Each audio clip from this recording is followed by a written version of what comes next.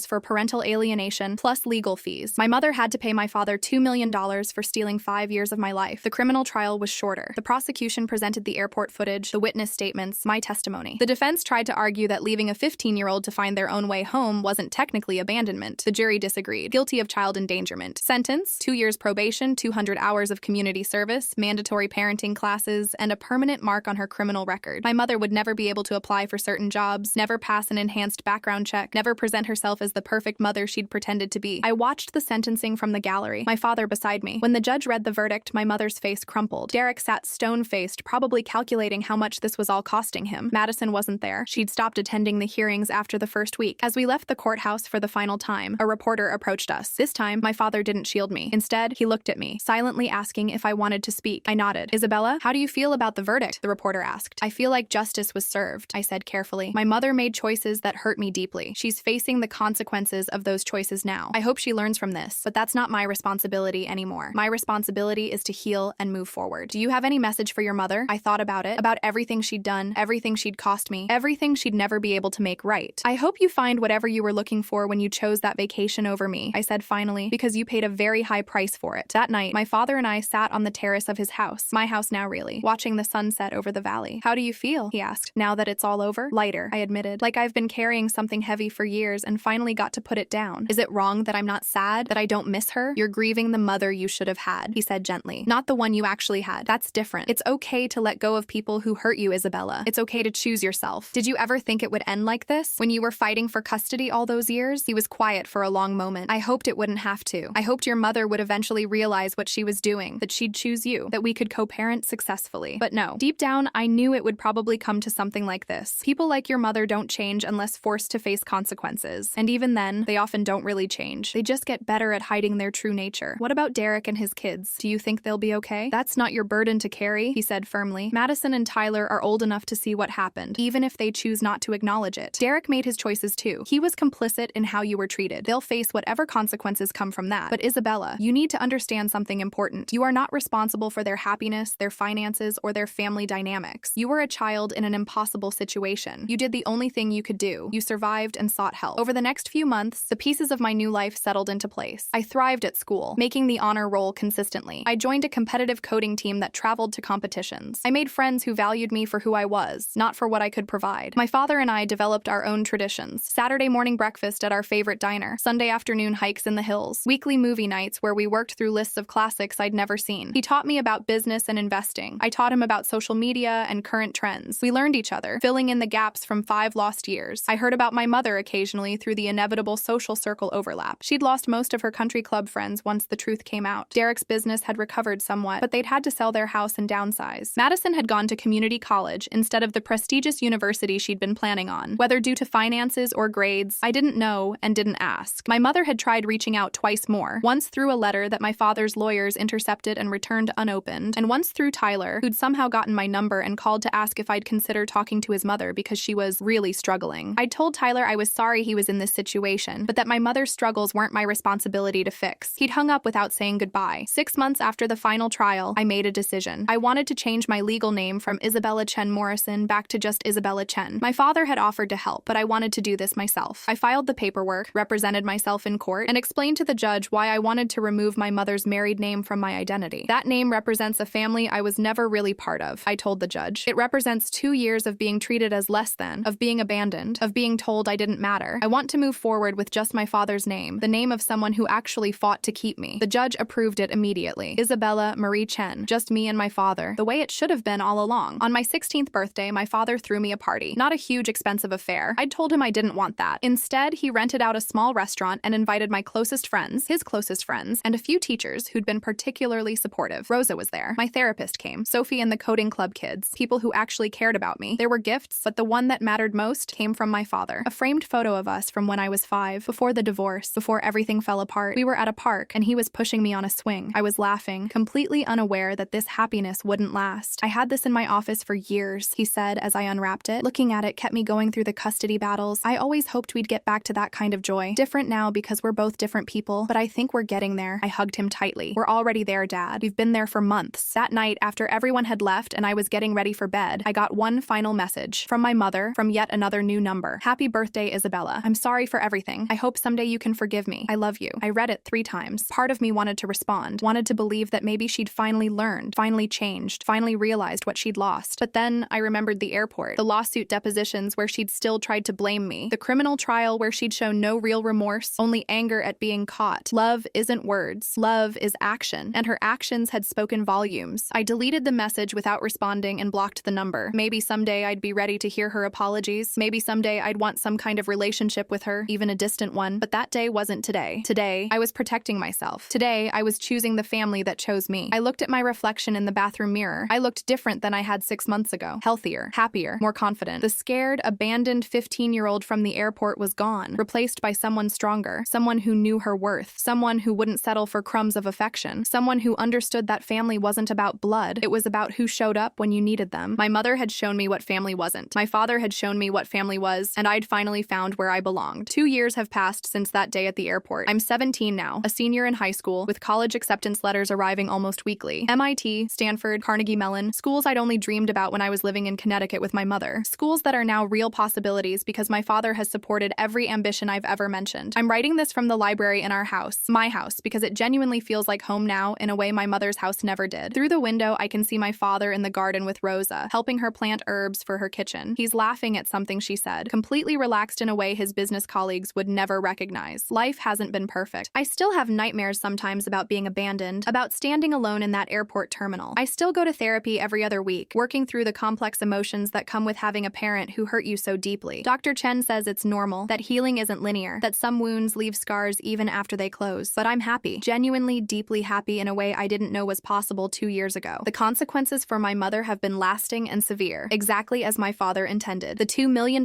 judgment from the civil suit was just the beginning. Derek divorced her 8 months after the custody trial. Apparently, losing his reputation and clients because of her choices was too much for their marriage to survive. The prenup he'd insisted on meant she walked away with very little. She's working now, for the first time in years. Not a glamorous job, but a necessary one, something in retail management. I heard through the social circle grapevine that still occasionally reaches me. The country club friends are long gone. The luxury lifestyle she'd married Derek to maintain has disappeared completely. Madison ended up at the same community college as Tyler, both of them living with Derek in his downsized condo. I heard through Sophie, whose cousin goes to the same school, that Madison works at a coffee shop to pay for her classes. The girl who once mocked me for not having designer clothes now serves lattes to pay her tuition. I don't take pleasure in their struggles, not really, but I don't feel guilty about them either. These are the natural consequences of the choices they made. Choices to treat me as disposable, to participate in my abandonment, to prioritize luxury over basic human decency. Tyler reached out to me once more, about a year ago, not asking me to talk to his mother this time, but to apologize. I should have said something at the airport, his message read. I knew it was wrong. I felt bad about it, but I didn't want to cause problems with my dad and your mom. I was a coward. I'm sorry. I appreciated that apology more than he probably knew. I wrote back, telling him I understood. He'd been 14 and caught in an impossible situation created by adults. We don't talk regularly, but we're not enemies. Sometimes that's enough. As for my mother, I haven't spoken to her since the criminal trial. She's tried reaching out on every birthday, every major holiday, always the same message. She's sorry, she loves me, she hopes I can forgive her someday. I don't respond. Maybe that makes me cruel. Maybe there's a version of this story where I'm the bigger person who offers forgiveness and reconciliation, but this isn't that story. Forgiveness, I've learned, isn't something you owe to people who hurt you. It's something you give when and if you're ready, and I'm not ready. I may never be ready. My father respects that decision completely. He's never pushed me to reconcile, never suggested that I owe my mother anything. Your emotional well-being comes first, he says whenever the topic comes up. Always. Last month, something happened that crystallized how much my life has changed. I was at a coding competition at a university across the state. My team had made it to the finals, and I was presenting our project, a cybersecurity application I developed with some help from my father's company developers. After our presentation, a woman approached me, mid-40s, professionally dressed, kind eyes. Isabella Chen? She asked. I'm Professor Maria Santos. I teach computer science here. Your presentation was exceptional. One of the best I've seen from a high school student. Have you thought about where you're applying for college? We talked for a while about programming, about my goals, about the schools I was considering. Then she said something that stuck with me. You know, I heard about your case, the custody situation. It was all over the news for a while. She paused, seeming to choose her words carefully. I hope this doesn't make you uncomfortable, but I want you to know that what you did, standing up for yourself, refusing to accept being treated as less than, that takes real courage. A lot of kids in that situation would have internalized the message that they don't matter. You refused to do that. You fought for yourself. That's remarkable. I'd thanked her, not knowing what else to say. But driving home with my father that evening, I thought about her words. For so long, I'd framed what happened as something done to me. My mother's abandonment, my father's rescue. But Professor Santos was right. I'd fought too. I'd called my father. I'd testified in court. I'd refused to go back. I'd set boundaries and maintained them even when pressured to back down. I'd saved myself. My father had provided the tools and support, but I'd done the work. You're quiet, my father observed, as we drove through the darkening hills toward home. Everything okay? Better than okay, I said. I was just thinking about how different my life is now. How different I am. You're not different, he corrected gently. You're just finally able to be yourself. The real Isabella was always there. Your mother just tried very hard to suppress her. Maybe he's right. Maybe the confident, ambitious, boundary-setting person I am now was always inside me, just buried under years of being told I was difficult, dramatic, ungrateful. Maybe my mother's abandonment, as traumatic as it was, finally gave me permission to stop trying to earn love from someone who was never going to give it freely. The college decision came easier than I expected. Stanford offered me a full scholarship. Not that I needed it with my father's resources, but it felt good to earn it on my own merit. More importantly, Stanford was close to home, close to my father, close to the life I'd built, close to the people who actually cared about me. Are you sure? My father asked when I told him. You could go anywhere. MIT has an incredible program. You shouldn't limit yourself because of me. I'm not limiting myself, I assured him. I'm choosing to stay near family. There's a difference. His eyes got suspiciously bright. Family, he repeated softly. Yes, that's what we are. 3 weeks ago, something unexpected happened. I was at the mall with Sophie Sophie, shopping for prom dresses when I literally ran into Madison. We rounded a corner at the same time, nearly colliding. "Isabella," she said, freezing in place. She looked different, older, tired, less polished than she used to be. The designer clothes were gone, replaced by the uniform of the coffee shop where she worked. "Madison," I replied neutrally. An awkward silence stretched between us. Sophie, sensing the tension, stepped protectively closer to me. "You look good," Madison finally said. "Happy." "I am happy," I confirmed. "I heard you got into Stanford. Full scholarship. That's really impressive." She said it without the sneer I remembered, without the jealousy, just a statement of fact. "Thank you." Another pause. Then Madison took a breath and said something I never expected to hear from her. "I was awful to you when you lived with us. The way I treated you, it wasn't okay. I knew it wasn't okay even then, but I did it anyway because Mom encouraged it and because it made me feel superior. I'm sorry. You didn't deserve any of that." I stood there, processing this apology from someone who'd made my life miserable for 2 years. "Why are you telling me this now?" I asked. She laughed, but it was bitter. "Because I finally understand what it feels like to be on the other side. Mom and Derek treated me like I was special, like I deserved everything. And then when Mom's money ran out and Derek divorced her, suddenly I wasn't special anymore. Suddenly I was the inconvenience, the expense they couldn't afford. It gave me perspective I probably should have had all along. I'm sorry that happened to you," I said, and I meant it. "Don't be," she replied. "I earned it. We all did. We treated you like garbage because we could, because we had the power to. Now we don't. Life has a way of balancing things out, I guess." She left after that, disappearing into the crowd. Sophie looked at me with wide eyes. "That was intense," she said. "Are you okay?" "Yeah," I said, surprised to find it was true. "I am." Madison's apology didn't undo the hurt, didn't erase the memories of being treated as less than, but it did something else. It confirmed that I hadn't been crazy or overly sensitive or dramatic. I'd been right. They had treated me badly, and even they knew it now. Prom was last weekend. I went with a guy named David from my coding club. Sweet, funny, nerdy, in the best way. My father had insisted on the full experience. Professional hair and makeup, a beautiful dress, a limo for me and my friends, and photos in the garden before we left. "You look so grown up," he'd said, his voice catching slightly as he took pictures. "When did you grow up?" "Somewhere between the airport and now," I'd joked, but there was truth in it. I'd been forced to grow up fast, forced to be stronger than any 15-year-old should have to be. At prom, surrounded by friends who valued me, dancing with a boy who treated me with respect, I realized something important. My mother had tried to break me. She'd tried to teach me that I was disposable, that I should accept whatever scraps of affection were thrown my way, that I should be grateful for the bare minimum. She'd failed. I was whole, happy, loved, and successful. Everything she'd tried to take from me, I'd built back stronger. The most recent news about my mother came 2 weeks ago. My father's lawyers informed him that she'd filed for bankruptcy. Between the divorce, the legal fees, the civil judgment she couldn't pay, and the loss of income, she'd lost everything. She was living in a small apartment, working retail, driving a 10-year-old car, a complete fall from the country club lifestyle she'd valued so much. "How do you feel about that?" my father asked carefully when he told me. I thought about it honestly. I don't feel happy about it, but I don't feel guilty either. She made choices, to marry for money, to prioritize that lifestyle over me, to abandon me for a vacation. Those choices had consequences. That's not my responsibility. "No," he agreed. "It's not. But I want you to know that if you ever do want to reach out to her, if you ever do want to try to build some kind of relationship, I'll support that. I won't like it, but I'll support you." "I know," I said. "But Dad, I don't need her anymore. I needed a mother when I was 15 and scared and abandoned. I don't need that person anymore. I have you, I have Rosa, I have my friends, I have a family that actually shows up. Her apologizing now doesn't change what she did then." Last night, my father and I sat on the terrace like we do most evenings, watching the sunset paint the valley in shades of gold and pink. "I've been thinking," he said quietly, "about how to mark everything that's happened, about honoring this journey we've been on together." "What do you mean?" "I want to establish a foundation," he explained, "for kids who are dealing with parental alienation, family abandonment, custody battles, kids who need legal help, therapy, support systems. I want to use what we went through to help others who are going through the same thing." "The Isabella Chen Foundation?" I asked, touched by the gesture. "Actually, I was thinking we could run it together. You've lived through this. You understand it in a way I never could. Your perspective would be invaluable. What do you think?" What did I think? I thought about the 15-year-old girl standing alone in an airport, terrified and abandoned. I thought about how different her life might have been if she'd had resources, if she'd known her options, if she'd understood earlier that what was happening to her wasn't normal or acceptable. "I think it's perfect," I said. "I think it's taking something terrible and making it meaningful. I think it's exactly what we should do." We sat in comfortable silence as the sun disappeared behind the hills. In the distance, I could hear Rosa singing in Spanish as she prepared dinner. Inside the house, my phone was probably buzzing with messages from Sophie and my other friends, making plans for the weekend. This was my life now. Not perfect, but genuine. Not easy, but filled with people who actually cared about me. Not the fairy tale ending where everyone apologizes and reconciles, but something better. A life I'd built for myself, with people who'd earned their place in it. My mother taught me what family shouldn't be. My father taught me what family could be. And I taught myself that I deserved better than settling for less than genuine love and respect. 2 years ago, I stood in an airport terminal, abandoned and alone, with $40 and no idea what would happen next. Today, I'm sitting in my home, surrounded by love, preparing to start college at one of the best schools in the country, and planning setting a foundation to help other kids who've been where I was. The girl from the airport is gone. In her place is someone stronger, braver, and infinitely more sure of her worth. And that's the greatest revenge of all. Not destroying my mother's life, but building my own into something beautiful, despite her best efforts to break me. I didn't just survive, I thrived. And every day I continue to thrive is proof that she failed to diminish me, no matter how hard she tried. Have you ever had to walk away from a toxic family member to protect yourself? How did you find the courage to choose your own well-being over family obligation? Share your story in the comments. Sometimes knowing we're not alone makes all the difference. Thank you for listening to my journey. Don't forget to like and subscribe if this story resonated with you.